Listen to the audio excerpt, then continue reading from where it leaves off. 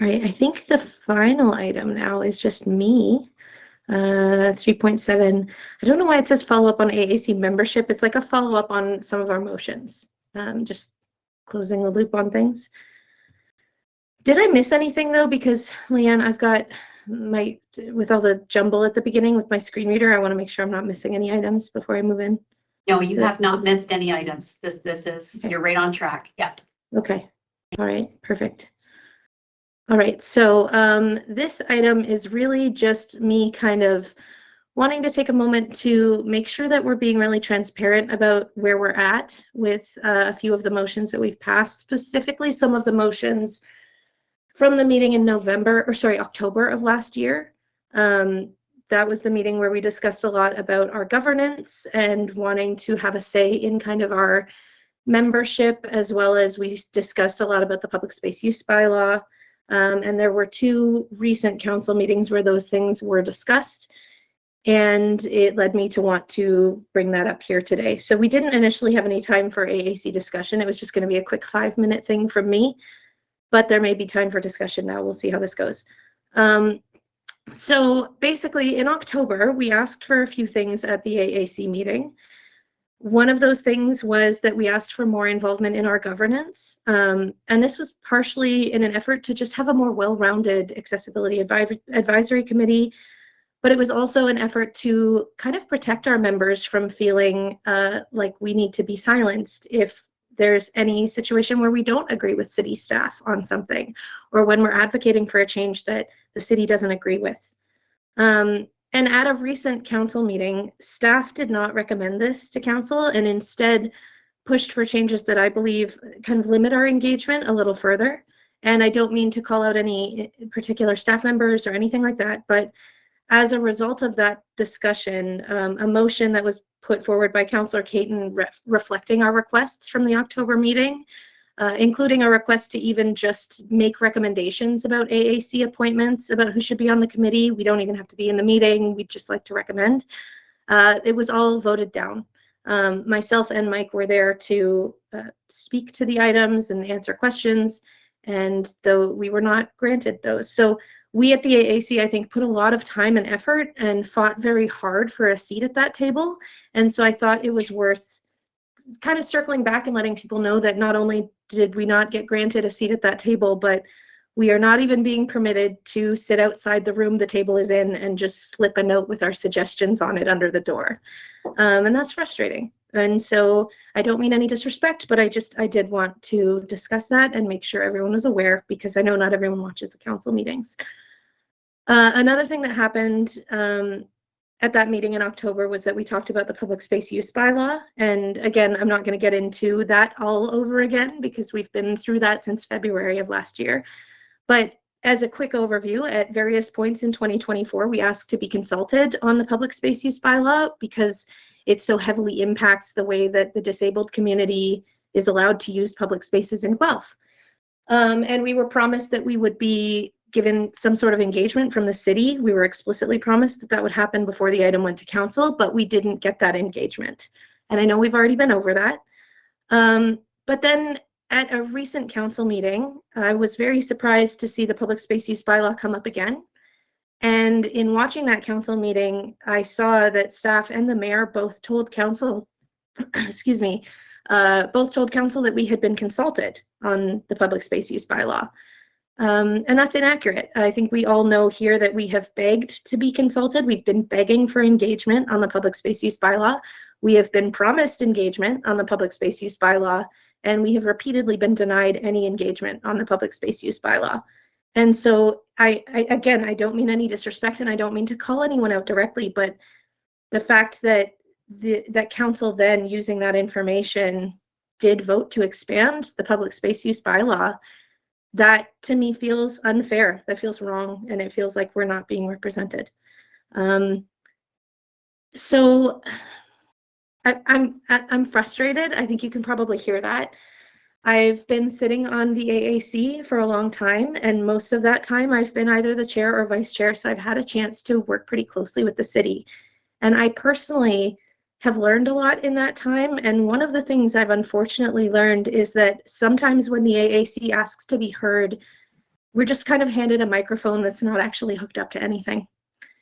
And these are examples of that. There are other examples. I often struggle to get enough time on the agenda for AAC members to discuss things. I feel like I have to fight very hard for the 20 seconds to a minute that each of us gets out of the agenda time, when staff members, one individual staff member is always given at least 5 minutes, if not sometimes 20 minutes or more. The city, even, you saw it in this meeting, the city will write recommended motions that they want our committee to pass in advance of our chance to discuss things, which I believe sometimes undermines our ability to make independent recommendations. And we should be allowed to reflect our own thoughts as disabled people and not have our voices erased in favor of the city's voice. So currently there are a lot of problems, and I just wanted to be transparent and talk about that. And again, I'm apologizing if this comes across as disrespectful in any way. I don't mean it that way. I would just really like to request that the City of Guelph massively overhaul the way it interacts with the AAC. Because as it stands, we're being met with roadblocks that serve only to protect the city's bottom line as a business and not the community of disabled people that live here.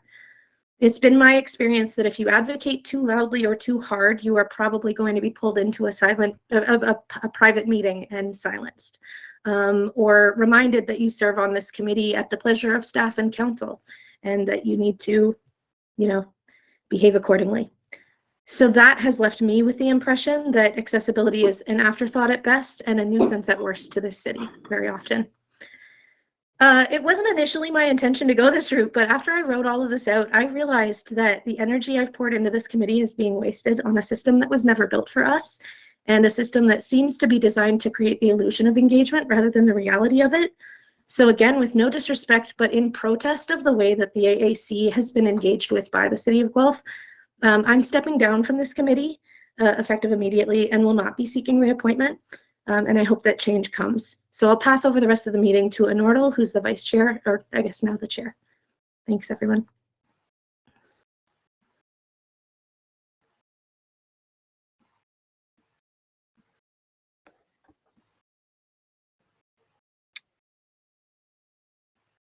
Okay. So thank you for that. I agree with everything that Lorelei said. There's more issues as well that I've experienced behind the scenes as an autistic person, as with anywhere in society. The person with autism is expected to handle all of the responsibility for interpretation of the information presented to them, as well as the responsibility for ensuring that whatever they're trying to communicate is understood by the allistic people in the room.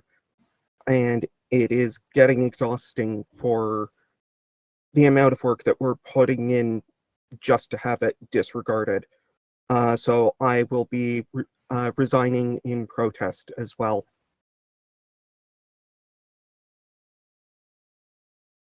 To follow up to Nordal's point, I have spoken and delegated to council. I was at that meeting with Lorelei asking for a voice to build relationships and bridges in our community, even using some of my Indigenous teachings to work with people to help bridge communities together. I asked for a voice, and that voice was denied. And that goes against the antithesis of everything I've ever been taught. And I've even reached out to media to try and raise a voice for the Guelph disability community. And some listen, and it does not seem like the city wants to listen. So much like Nordal and Lorelei, I also resign effective immediately in protest.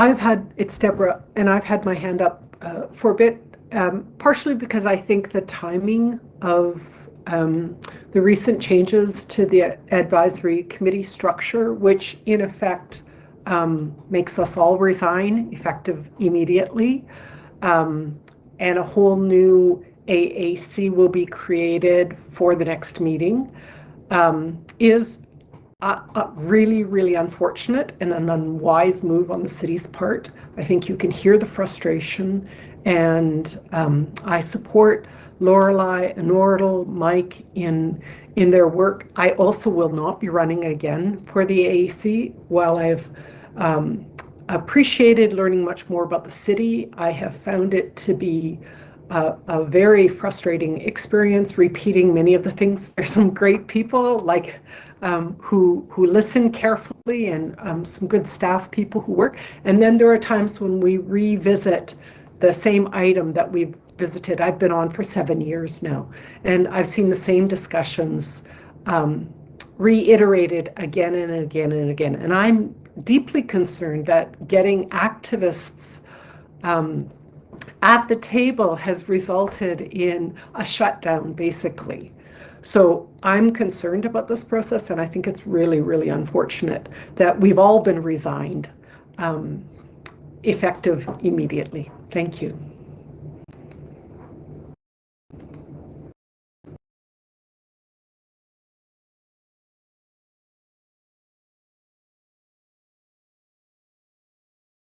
Would the clerk's office please provide some guidance on procedure for us? Yeah. Yeah, happy to help, Leanne. If there is no chair or vice chair available, we would look to the membership to vote on somebody who can continue chairing. If there is no vote on that, then we would automatically adjourn.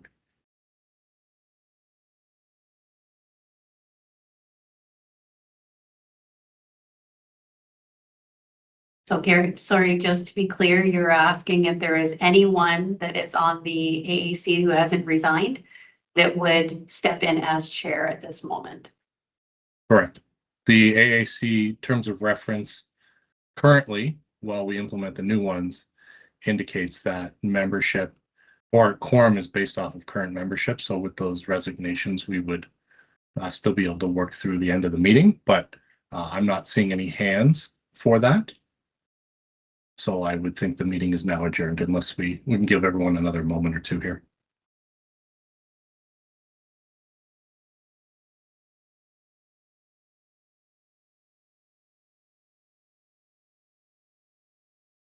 Leanne, can you confirm you don't see anybody? I don't see anybody. I do not see any hands. Thank you. Okay, I would say the meeting is adjourned. Thank you. Thank you all.